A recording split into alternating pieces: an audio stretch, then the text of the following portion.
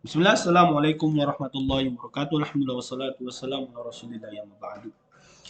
Pada hari ini kita akan membedah kitab Al-Qawaidul Arba yang ditulis oleh Al-Imam ya Muhammad bin Abdul Wahab bin Sulaiman bin Tamimi At-Tamimi. Beliau adalah yang menulis kitab ini. Siapa beliau? Beliau salah satu pahlawan kemerdekaan negara Arab Saudi. Jadi negara Arab Saudi itu ya benderanya itu ada pedang dua, maksudnya itu adalah dua Muhammad. Yang satu adalah Muhammad bin Saud, yang kedua adalah Muhammad bin Abdul Wahab. Oleh sebab mereka berdua lah berdiri negara Arab Saudi ini. Ya. Adapun pemerintahan itu diurus oleh Muhammad bin Saud dan masalah agama itu diurus oleh Muhammad bin Abdul Wahab dan diturunkan kepada anak cucu beliau.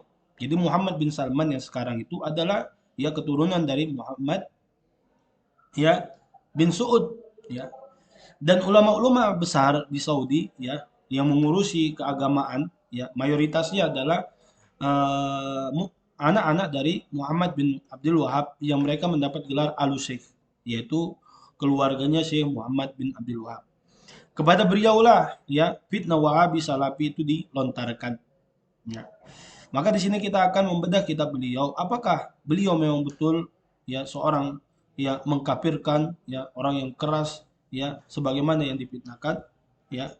Apakah beliau membangun akidahnya berdasarkan hawa nafsunya atau akalnya semata atau beliau hanya menukilkan dari Al-Qur'an dan Sunnah setelah itu menjelaskan kepada umat.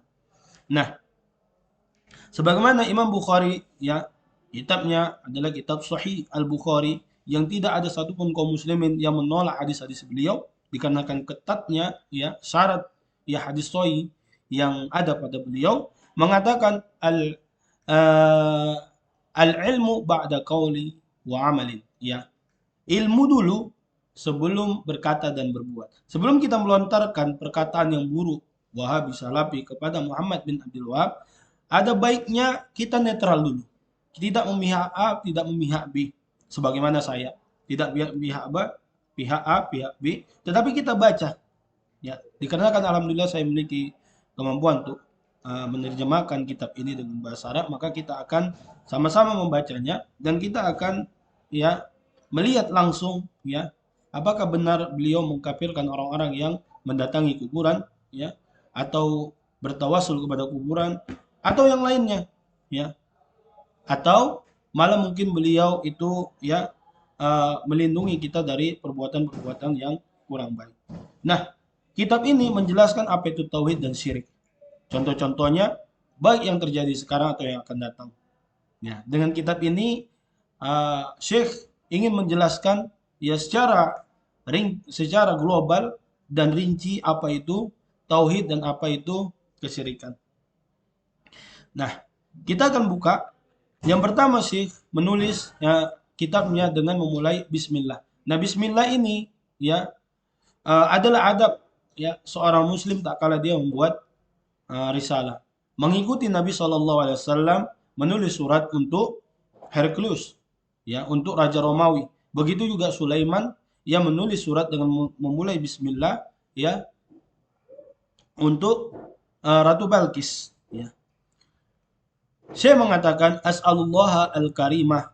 Ya, aku meminta kepada Allah ya yang mulia, Rabbul Arsyil Azim, Rabb yang memiliki arsy yang besar, ya. Tuhannya arsy yang besar, an yatawallaka fid dunya wal akhirah, ya. Untuk menjaga dirimu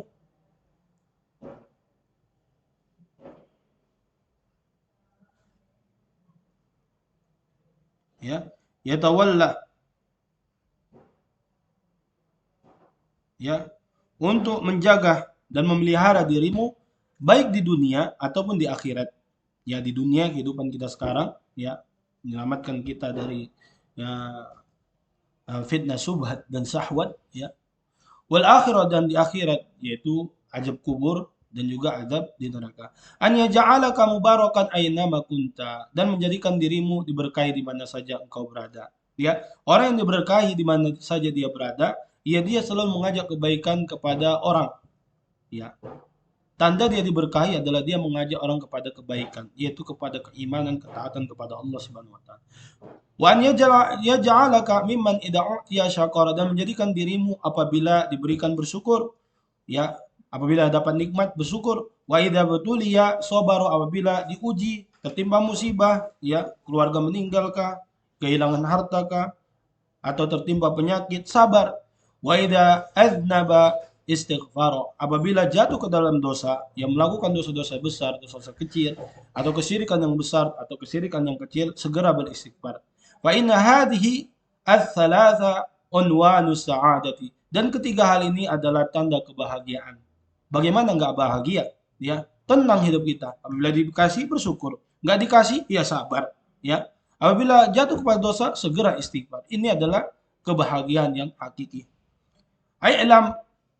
Nah, beliau memulai dengan dua paragraf di sini dengan doa, mendoakan kita orang yang membacanya.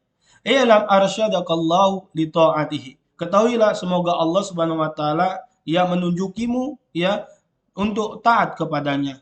Anal Hanafiyyah millata Ibrahim. Sesungguhnya agama yang hanif yaitu condong kepada kesyirikan dan belok dari condong kepada tauhid dan belok dari kesyirikan, itu adalah agama Ibrahim, itu Nabi Ibrahim alaihissalam.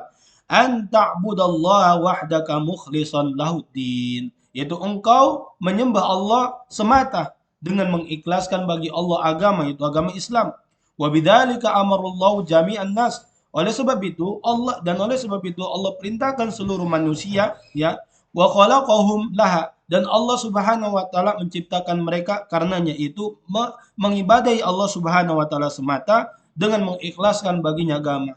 Nah, jadi di sini saya mengatakan dan mengajak kita untuk mentauhidkan Allah. Apa itu tauhid? Itu memberikan ibadah hanya kepada Allah semata, ya, ya, dan mengikhlaskan agama hanya untuk Allah, tidak selainnya, ya. Dan Syekh menukil firman Allah Subhanahu wa taala untuk menguatkan perkataannya, "Wa ma khalaqtul jinna wal insa illa liya'budun." Tidak kuciptakan jin dan manusia kecuali liya'budun, untuk menyembahku saja. Ya. Ibnu Abbas mentafsirkan liya'budun itu liwahidun. Jadi setiap konteks di dalam Al-Qur'an tertulis liya'budun, maksudnya di situ adalah liwahidun, yaitu apa? Ifradullah taala bi ibadati, yaitu mengesahkan Allah Subhanahu wa taala dalam beribadah kepadanya. Nah, saya melanjutkan, faida arafta anna Allah khalaqaka liibadatihi.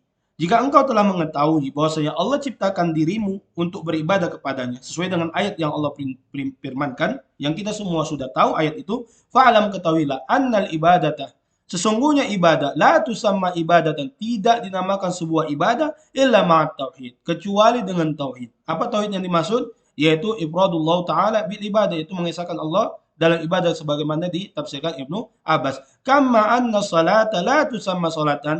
Nah, di sini Syekh ya mengkiaskan ibadah, tidak dikatakan ibadah dengan kecuali bersama tauhid, ya dianalogikan dengan ya sebagaimana salat. La tusamma salatan, tidak dinamakan salat illa ma'at taharati, kecuali dengan adanya bersuci. Ya. Fa idza dakhala syirku fil ibadah, apabila kesyirikan, yaitu memberikan ibadah kepada Allah, setelah itu memberikan ibadah juga kepada selain Allah, masuk ke dalam ibadah.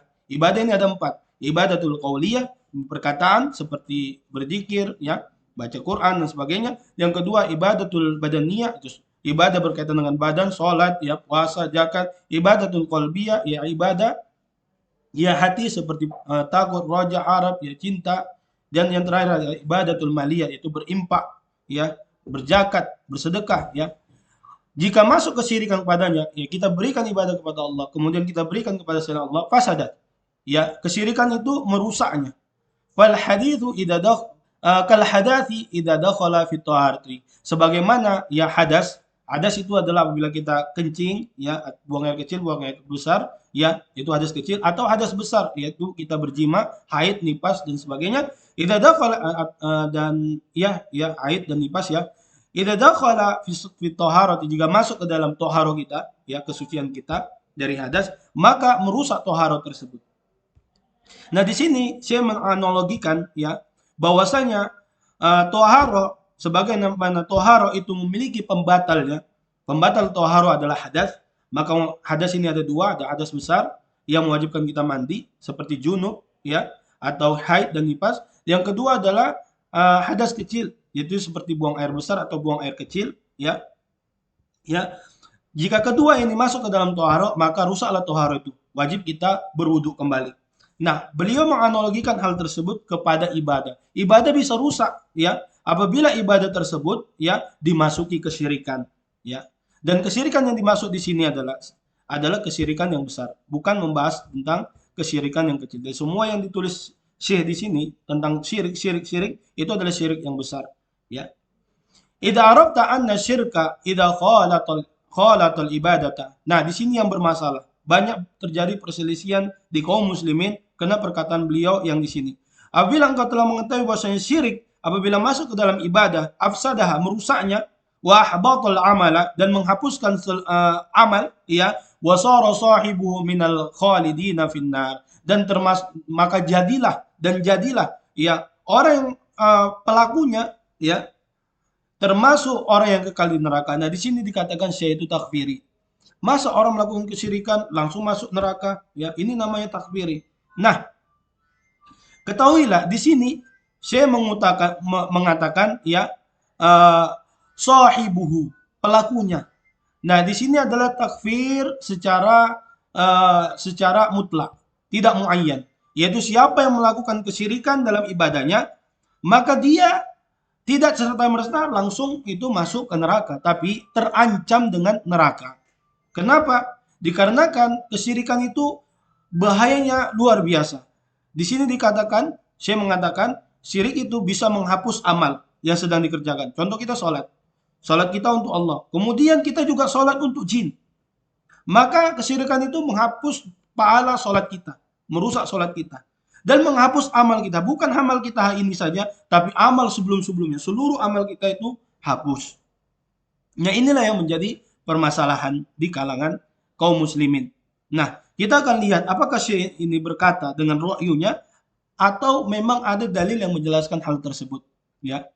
Wasara sahibu minal khalidina finnar. Arafda, engkau mengetahui anna ahamma ma alaika. Engkau mengetahui sesungguhnya yang paling penting atas dirimu adalah ma'rifatul dzalik, yaitu mengetahui kesyirikan.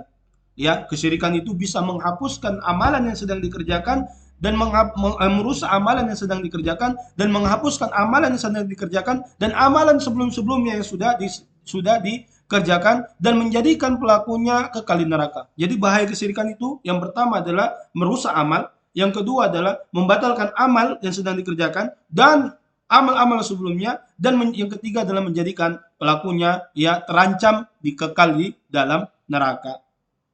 Ya, la'allallahu an yukhallisaka min dzalik. Semoga Allah Subhanahu wa taala membebaskan dirimu dari hal tersebut, menjaga dirimu dari hal tersebut. Hadis sabaka, yaitu hal tersebut yang telah disebutkan Syekh tadi. Wa hiya syirku billah, yaitu kesyirikan kepada Allah Subhanahu wa taala. Ya. Yaitu semoga Allah Subhanahu wa taala, ya, membebaskanmu, ya, menyelamatkanmu, ya, dari hal tersebut, yaitu jaring tersebut, jaring yang menghancurkan amal, ya, membatalkan amal tersebut, ya, menghapuskan amal tersebut, merusaknya, menghapuskannya dan menjadikan kita kekal di neraka, yaitu kesyirikan. Nah, di sini saya mengatakan, ya, firman Allah Subhanahu wa taala, dia menukil perkataan di atas untuk menguatkan perkataannya di atas. Beliau menukil firman Allah Subhanahu wa taala, "Innallaha la yaghfiru an yushraka bi wa yaghfiru ma duna dzalik liman yasha." Sesungguhnya Allah Subhanahu wa taala tidak mengampuni dosa syirik. Wa yaghfiru ma duna dzalik liman yasha, dan mengampuni dosa selain syirik bagi siapa yang dikehendakinya. Nah, di sini kita lihat, ya, sesungguhnya Allah tidak mengampuni dosa syirik. Ya, dosa orang yang melakukan kesyirikan. Siapa itu? Orang yang melakukan kesyirikan, ya, namun dia tidak sempat tobat. Maka saya mentafsirkan di sini ayat di atas ditafsirkan orang yang melakukan kesyirikan, ya. Yang pertama amalannya itu rusak. Yang kedua, menghapuskan seluruh amalnya. Yang ketiga, menjadikan pelakunya, ya, kekal di neraka. Kenapa saya mengatakan hal tersebut? Karena itu adalah konsekuensi dari firman Allah Subhanahu wa taala, "Innallaha la yaghfiru an yushraka bih." Sesungguhnya Allah tidak mengampuni orang yang menyekutukan dia dalam beribadah kepadanya. Ya, bagaimana, ya, Allah Subhanahu wa taala, ya, mengatakan tidak mengampuni orang yang menyekutukan dia, ya. Tiba-tiba amalnya itu amalnya tetap bagus, ya, amalnya itu tidak terhapus, dan dia tidak kekal di neraka, sementara Allah Subhanahu wa taala mengatakan tidak diampuni. Konsekuensi dari tidak diampuninya orang yang melakukan kesyirikan, yang pertama ya ibadah yang dikerjakannya rusak. Yang kedua, amalannya ya semua terhapus. Dan yang ketiga, dia kekal di neraka. Kenapa? Allah tidak mengampuninya. Konsekuensi dari Allah tidak mengampuni adalah tiga hal tersebut. Dan kedua, Allah mengatakan wa yaghfiru ma duna dzalik. Allah mengampuni dosa selain syirik. Ya. Lima yasa, bagi siapa saja yang Allah Subhanahu wa taala kehendaki. Jadi orang yang mati dalam keadaan melakukan ya kesyirikan, melakukan dosa yang besar ya atau dosa yang kecil, belum sempat tobat, maka Allah mengatakan di sini lima yasa, tahta masyiatillah. Ya berada di kehendak Allah. Bisa saja Allah ampuni, bisa tidak. Ya bagi siapa saja yang Allah Subhanahu wa taala ya kehendaki. Ya, karena Allah mengatakan Allah mengampuni dosa selain itu. Ya, lima yasa bagi siapa yang Allah kehendaki. Di sini ada mukayyadnya. Allah mengampuni ya dosa selain syirik. Ya, itu termasuk berarti di bawah syirik, yaitu dosa besar dan dosa kecil. Allah ampuni. Tapi apa? Ada di sini pengikatnya bahwasanya lima yasa bagi siapa yang Allah kehendaki.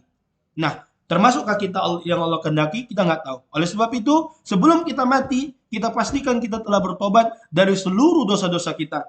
Ya, nah, Nabi SAW itu bertobat kepada Allah dalam satu hari 100 kali. Ya, Nabi yang dijamin surga aja bertobat kepada Allah Subhanahu Wa Taala 100 kali. Maka kita, ya, yang tidak mendapatkan jaminan apapun harus bertobat. Karena kita nggak tahu apakah kita telah melakukan kesyirikan, dosa besar dan dosa kecil tanpa kita sadari. Ya, walidzalika ma'rifati arba'i qawaida dzakarahallahu taala fi kitabih. Oleh sebab itu ya dengan mengenal 4 kaidah ini yang telah Allah Subhanahu wa taala jelaskan dalam kitabnya, itu bisa membebaskan kita dari jaring-jaring kesyirikan yang membuat amalan kita itu rusak, menghapuskan seluruh amal yang telah kita kerjakan sebelumnya dan menjadikan kita kekal di neraka. Nah, ini butuh dirinci, butuh dijelaskan. Nah, syirik yang dimasukkan ini apa? Syirik yang dimasukkan ini apa? Apa yang membuat seseorang itu bisa kekal di dalam neraka, rusak ibadah yang dikerjakannya dan batal seluruh amalnya, ya. Dan kenapa beliau membawakan ayat innallaha la yaghfiru an yushraka bih? Ya, syirik apa ini yang dimaksud? Bagaimana bentuknya, bagaimana contohnya? Insya Allah kita akan baca di kitab sebelum di kaidah ya. Pertama, kedua, ketiga, dan keempat barulah jelaslah bagi kita ya apa akidah beliau, dari mana beliau mengambil akidahnya, ya, dan bagaimana thariqah dan manhaj jalan beliau ini berdakwah. Apakah betul beliau ini seorang yang keras, atau beliau hanya menyampaikan copy paste dari apa yang telah Allah Subhanahu wa taala dan Rasulnya sampaikan. Naktafi hadzal qadar, subhanakallahumma wa bihamdika, asyhadu an la ilaha illa anta, astaghfiruka wa atubu ilaik. Wassalamualaikum warahmatullahi wabarakatuh.